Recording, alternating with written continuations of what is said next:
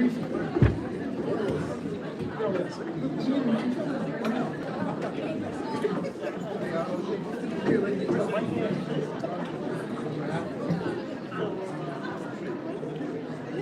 الله الرحمن الرحيم. الحمد لله رب العالمين، وصلى الله وسلم وبارك على عبده ورسوله نبينا وإمامنا محمد وعلى آله وصحبه أجمعين. أما بعد، السلام عليكم ورحمة الله تعالى وبركاته. So we have with us كتاب النكاح من Umdatul-Ahkam للحافظ Abdul Ghani al-Maqdisi, the chapter of marriage from the book which is called Umdatul-Ahkam الصغرى. فائدة لطلبة الحديث وبعض من عنده شيء من التفوق والتميز. هناك الكبرى والصغرى. المهم Umdatul-Ahkam, the chapter of marriage. Let us break down our workshop and our seminar into the following points. Point number 1 is a brief, concise, yet beneficial introduction pertaining to al-mu'allif wal-mu'allaf wal-bab al-mukhtar. 3 points. Number 1 is the author of the book. Number 2, the book itself. And number 3 is the selected chapter. Fourthly and lastly is marriage in al-Islam.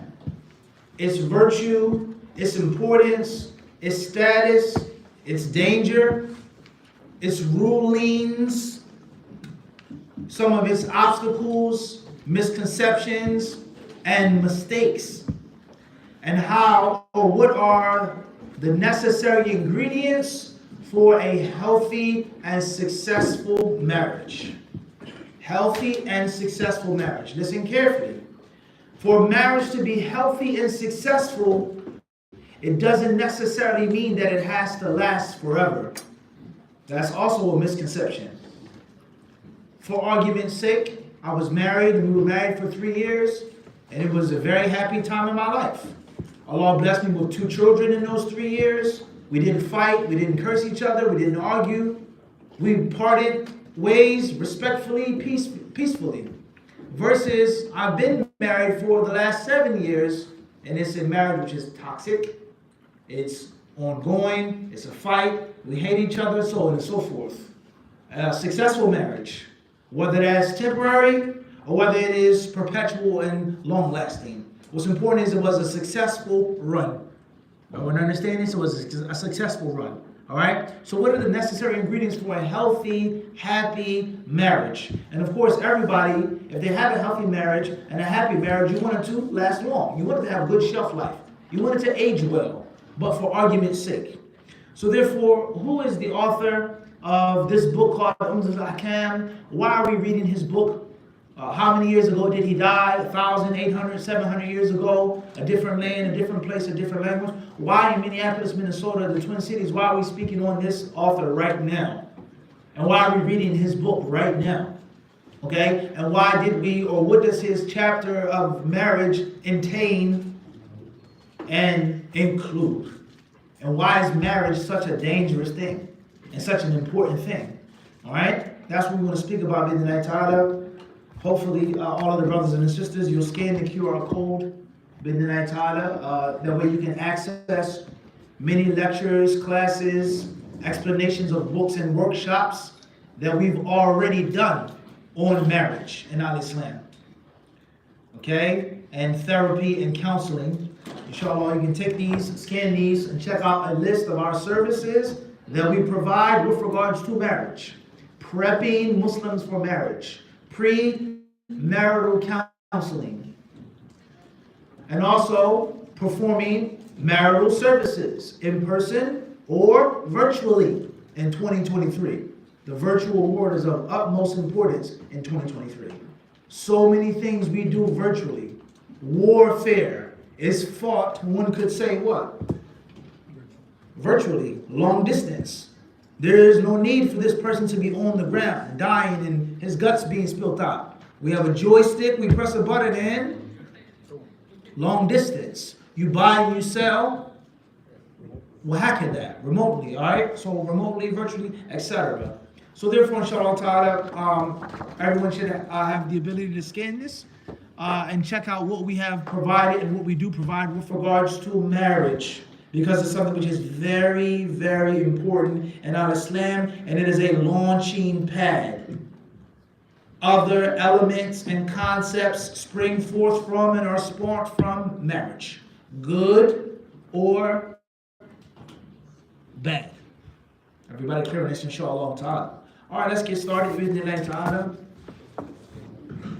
Hopefully the mic is good.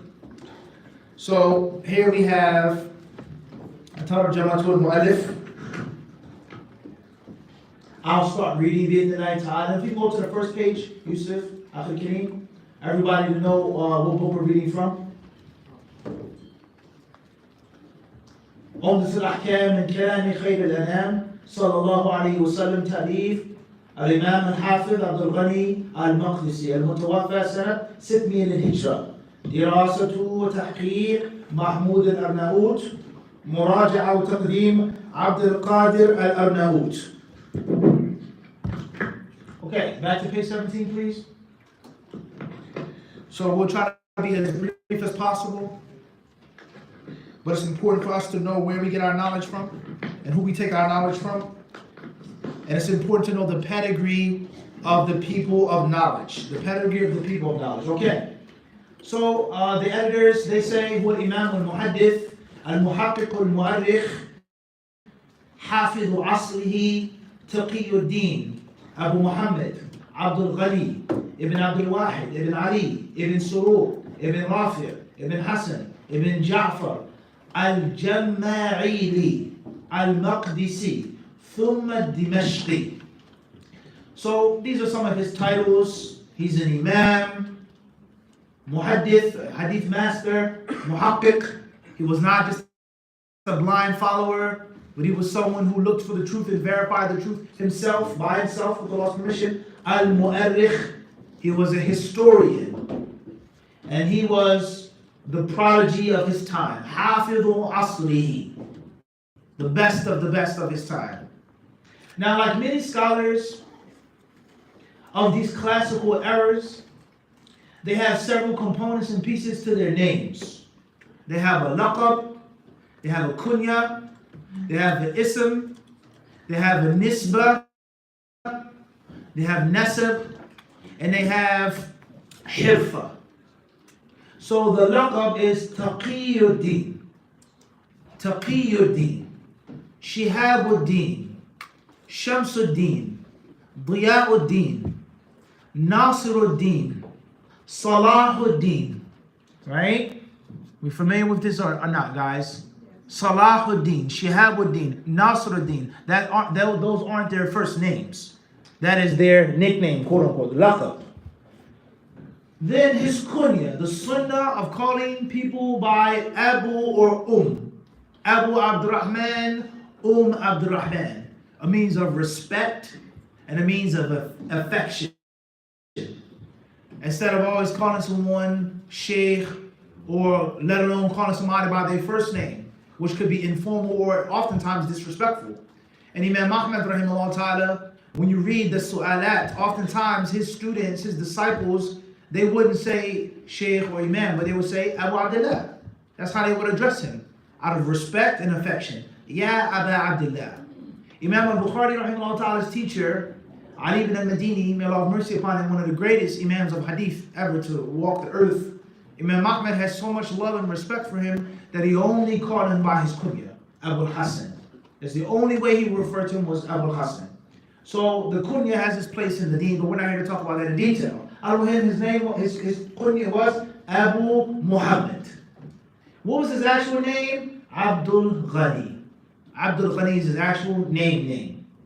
And then the name of his father, Abdul Wahid, his grandfather, Ali, great-grandfather, to the end of his nasab, his genealogy. And he was al-Jama'ili. from the village or province of Jama'il.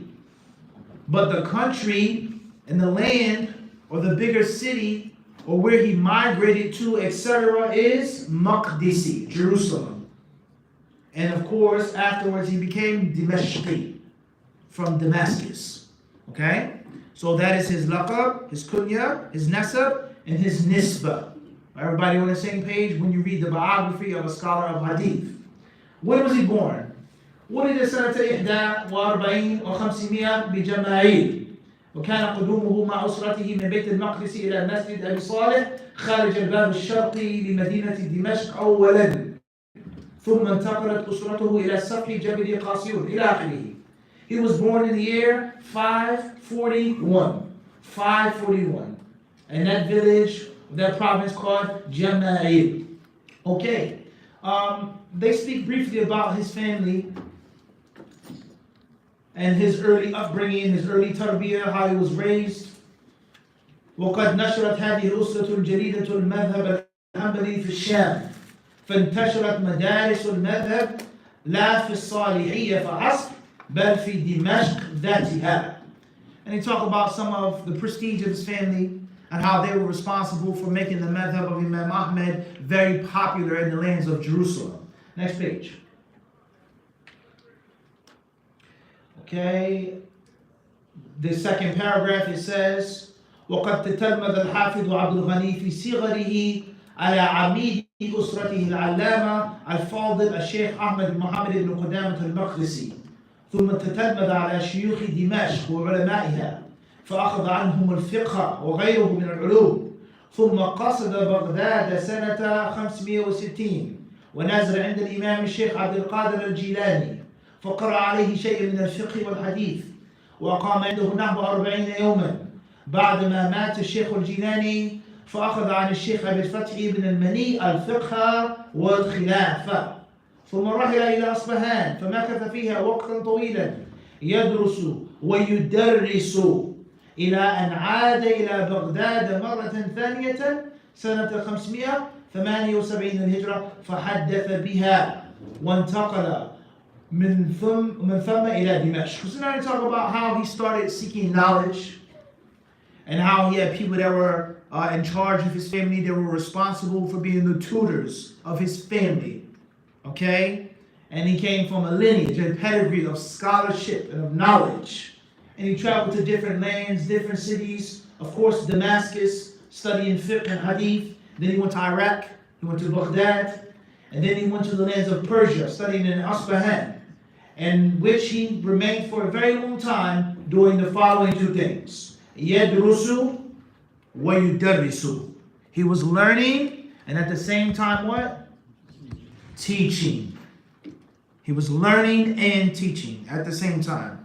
So people who say that you can't teach a class until this, you can't do that until this, we see that the ulama of hadith of the past is something that they would do at the same time. They will multitask. Okay? Khayr inshallah ta'ala.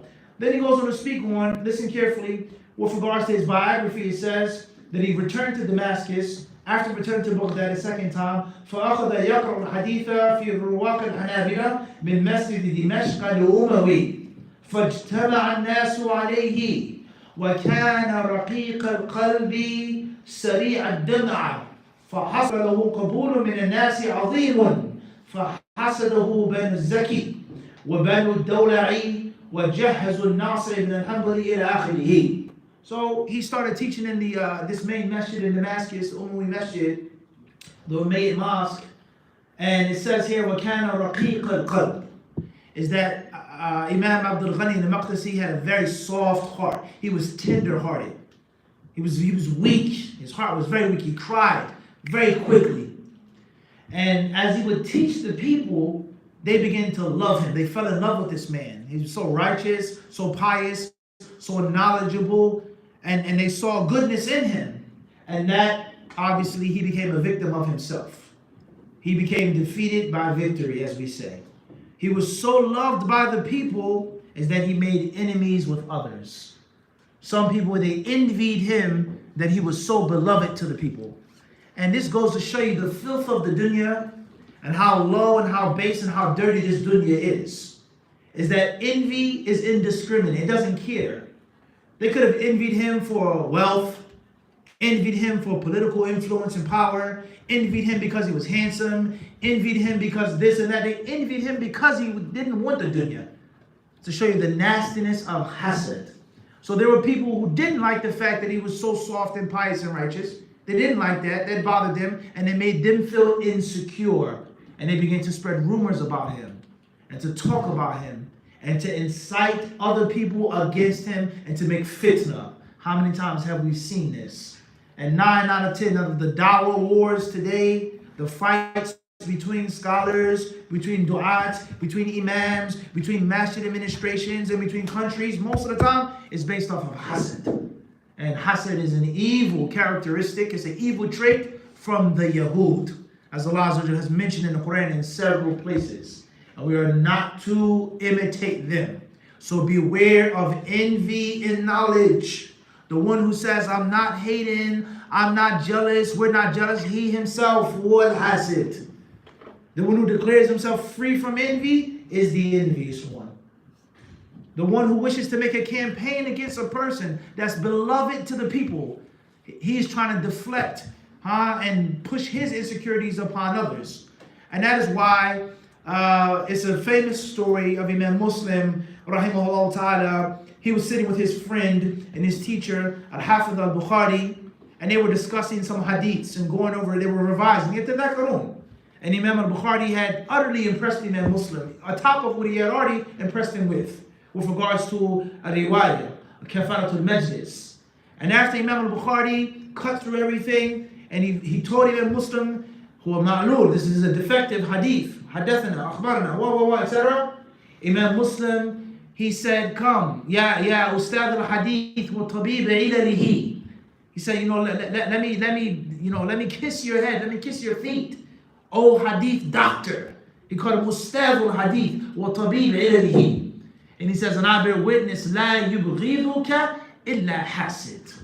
He said, I swear no one would hate you or say anything negative about you except that he's a hater, except that he's envious. And the reason why Imam Muslim said this about Imam al-Bukhari, not that Imam al-Bukhari was infallible, but he has righteousness, piety, knowledge, devotion. What's the problem? What's the issue? Except for envy. So envy is evil. And many great scholars of the past, they suffered because of envy. That was their only sin. They didn't want no political involvement. They didn't want to take money from the government. They didn't want a position. They didn't want to become the judge, the qadi. They wanted to sit in the masjid, teach the people, pray, and that's it. But the people of the dunya, that wasn't enough for them. So be careful of hasad. Be mindful of hasad when you're seeking knowledge. Seek Allah's refuge from envy. Wallahu ta'ala. We've explained this in many classes. Next page. All right. Then it says here how they فذكر يوما عقيدته فثار عليه القاضي ابن زكي الدين ضياء الدين الدولعي فقعد له مجلسا في قلعة دمشق. Here he's talking about how they made a conspiracy against him and they asked him about certain attributes of Allah subhanahu wa ta'ala. What did you say about Allah being above, Allah's nuzul? What do you say about the speech of Allah subhanahu wa ta'ala? They instigated those envious people, those political people, and their tails wagging on those mules and donkeys. Those scholars that were attached to those corrupt rulers. They try to make a fitna for him. فظهر عليهم الحافظ عبد الغني بالحجة فقال له الصارم برغش والي القرعة كلها على ضلال وأنت على حق فقال نعم. So one of the political guys asked him, he says, are all of these scholars wrong and you're the only one that's right? After they heard the argument in the debate. And of course, Abdul Ghani, he said, what? So be it. If that's the case, it is what it is. Listen to the beauty of this story now. The proof that this is the correct aqidah, the proof that this is the sound aqidah, is this university, this imam fulan. That's what we hear today.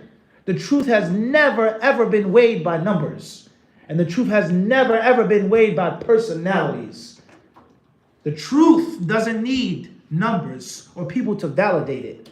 So if you have the proof and evidence, if you have the confidence, it doesn't matter who's against you. It doesn't matter who differs. It doesn't matter what they say here in this country, in these Qur'an, in this reciter, in this mufti. It doesn't matter. But the only thing that matters in Islam is hujjah. And never ever be shy of the hujjah, the proof and the evidence. So he asked them, are these people upon misguidance? Are you upon the truth? He said, yes. فأرسلوا من كسر منبره في الجامع ومنعوه من الجلوس فيه فضاق ذرعا ورحل إلى بعلبك ومنها إلى مصر فنزل إلى آخره. So they went and they sent people to break his minbar, to demolish his pulpit in the masjid. And they stopped him from teaching knowledge. Think about 2023. This scholar locked up, thrown behind bars, stripped of his post, banned, canceled, just because of something that he said which was based off of Kitab and Sunnah. So a scholar of Islam is going to be tested. Seeking knowledge is not a bed of roses.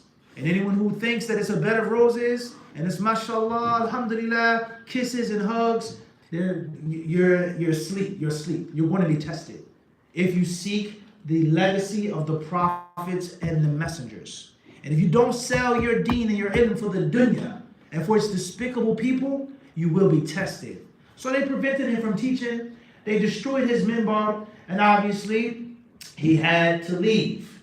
Okay, khayr inshallah ta'ala, and there are other aspects of his trial. Let's move forward. عبادته وتضرعه كان لا يضيع شيئا من وقته يصلي الفجر ويقرأ القرآن أو الحديث ثم يتوضأ ويصلي الكثير من النفل إلى قبيل الظهر ثم ينام السويعة ثم يصلي الظهر ويقبل على التسميع والتسبيح إلى صلاة العصر فيصليها ويتابع ما كان عليه إلى الغروب فيفطر إن كان صائما ويصلي المغرب وينتقل إلى العشاء فيصليها وينام إلى نصف الليل ثم يستيقظ فيتوضأ ويصلي إلى قبيل الفجر فينام قليلا ثم يستيقظ لصلاة الفجر وهكذا دويلك. What was his ibadah? His worship. How pious and righteous was he? It's not just about having knowledge. It's not just about graduating and finishing, but you have to have piety and righteousness.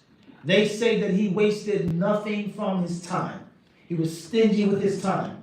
He would make fajr in the morning, then recite the Quran and or hadith, and then he would perform his wudu again, and he would make a lot of extra prayers, involuntary prayers, until dhuhr.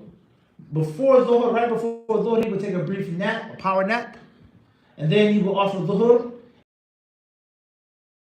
making dhikr until asr.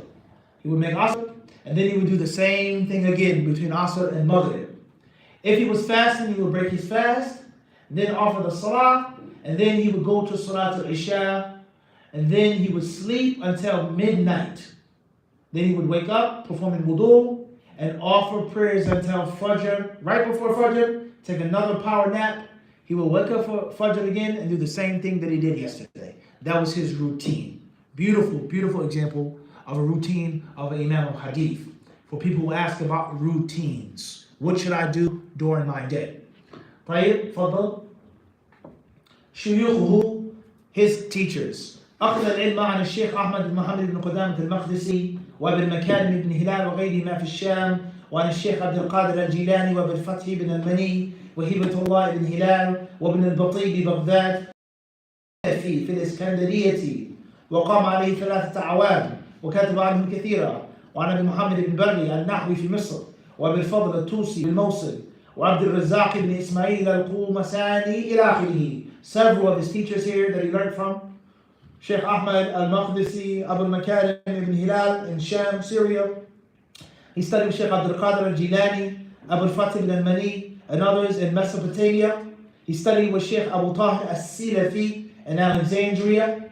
And he studied with him for 3 years, taking an abundance of knowledge from him. etc. تلامذته أخذ العلم عنه ولداه أبو الفتح وأبو موسى وعبد القادر الرهاوي وموفق الدين ابن قدامة المقدسي وابن خليل وإلى آخره. And he had several students. From his students were his 2 sons. And his 2 sons had kunyas. Once again, Abu al-Fath and Abu Musa and others that were his disciples. أقوال العلماء فيه, what did the scholars say about him? How did they praise him? لقد وصفه جمع من مشاهير العلماء بأوصاف كثيرة تنبئ عن تمكنه من علم الحديث وتحليقه في إطار علم الرجال وصفاء سريرته وقوة اعتقاده وأمره بالمعروف والنهي عن المنكر وغضبه لانتهاك حدود الله عز وجل. He enjoyed an abundance of fragrant and aromatic praise. The scholars spoke very highly of him, about his knowledge, his mastery of hadith sciences, his aqidah. He wasn't silent. He enjoined the good, he forbade the evil, and he became very angry when Allah's laws and rules were disrespected. A true scholar. Not just a scholar on paper, but an actual alimun bi amrillah. Someone who knows Allah, and he was pious and righteous. May Allah have mercy upon him. قال ضياء الدين المقدسي كان لا يسأل عن حديث إلا ذكره وبينه وذكر صحته أو سقمه وكان يقال هو أمير المؤمنين في الحديث. جاء إليه رجل فقال رجل حلف بالطلاق أنك تحفظ 100,000 حديث فقال لو قال أكثر من هذا لعددي للصدقة.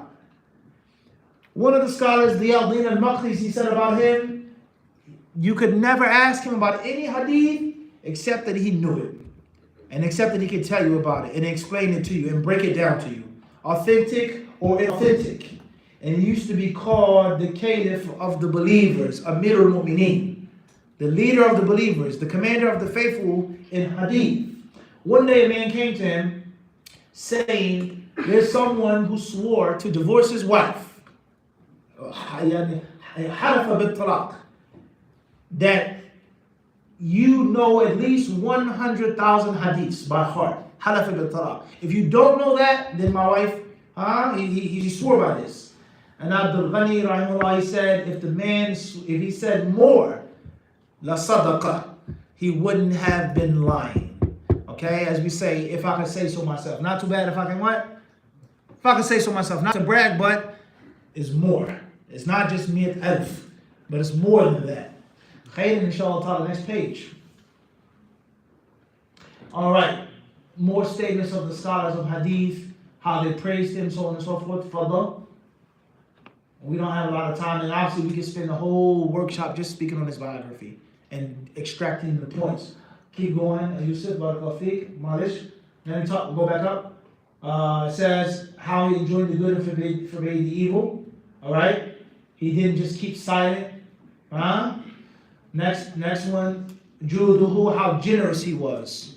No scholar of Islam is going to be a miser. If you see an imam of a masjid or student of knowledge or da'iyah that's stingy and cheap, know for sure knowledge has not penetrated his heart. He's still on the surface. Knowledge and generosity go hand in hand. Who do I take knowledge from? How many times have we asked this question?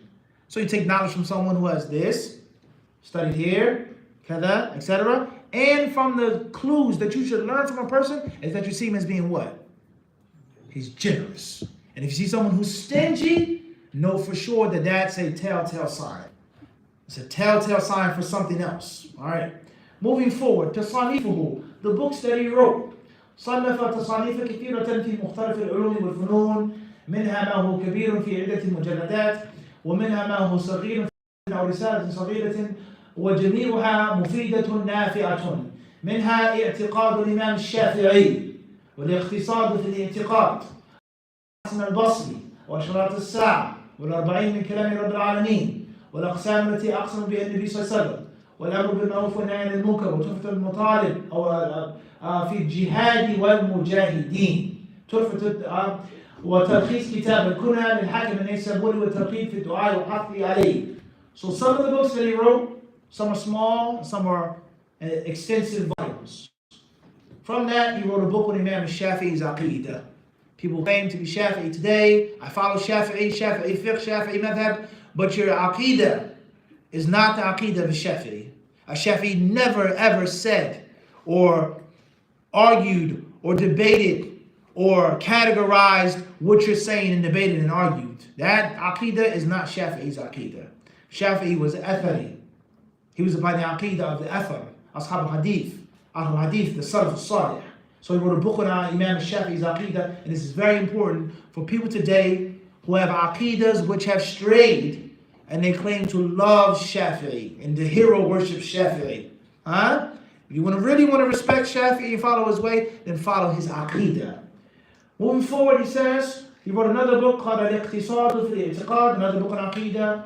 He wrote a book about the different reports of Hassan al-Basri, signs of the last day, 40 hadith, hadith Qudsi, and many other things as well. Moving forward. Wafatuhu. When did he die? وَمَا زَالَ يُتْحِفُ الْأُمَّةَ بِعُلُومِهِ الزَّاخِرَةِ.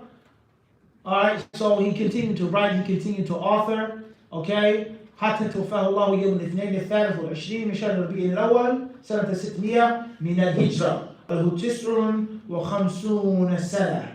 Okay, he died. He was 59 years old in the year, or the 600th year of the Hijrah, after the Hijrah, the month of Rabi al-Awwal, the 23rd of Rabi al-Awwal on Monday. That's when he passed away, and of course, obviously his janazah. Tayyib, move forward. Alright, so that's very brief with regards to, and obviously, Tayyib, Malish Waqif. What do we call this, guys? What do we call it in Arabic? النسخة الأصلية الخطية أو المخطوطة, the original manuscript, okay? Whether that is his handwriting or the handwriting of one of his disciples. Right.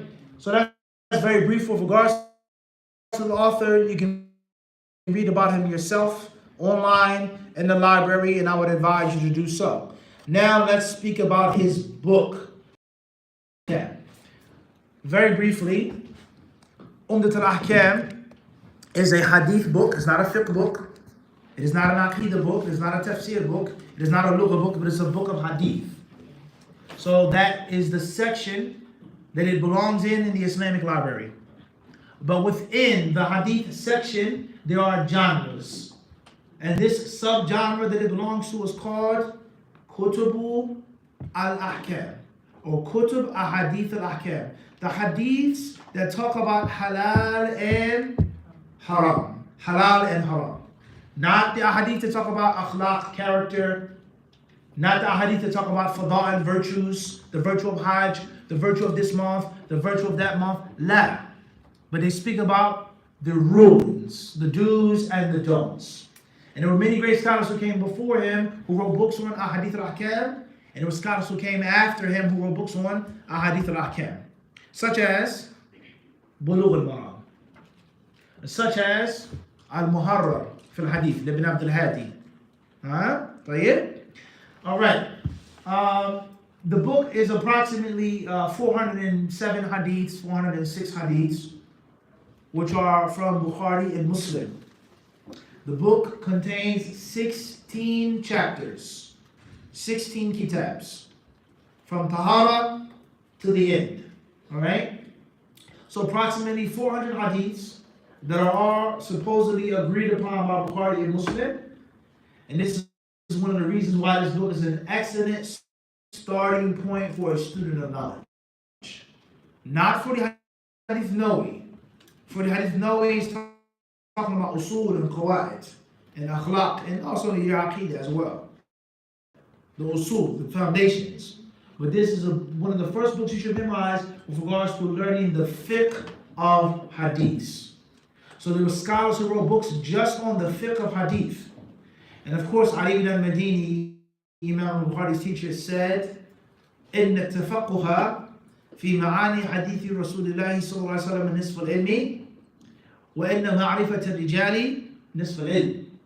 Knowing and understanding the hadiths, what they mean, what they prove, is half of knowledge.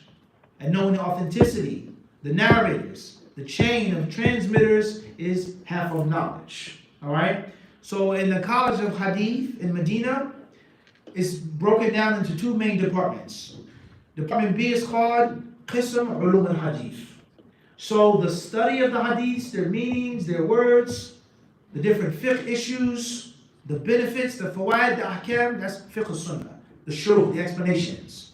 And the Jam' al-Ta'did, the mustalah, the ilal, etc., the tarikh, the tabaqat, that is qism ulum al-hadith. So this book belongs to the section of fiqh sunnah, fiqh al-hadith.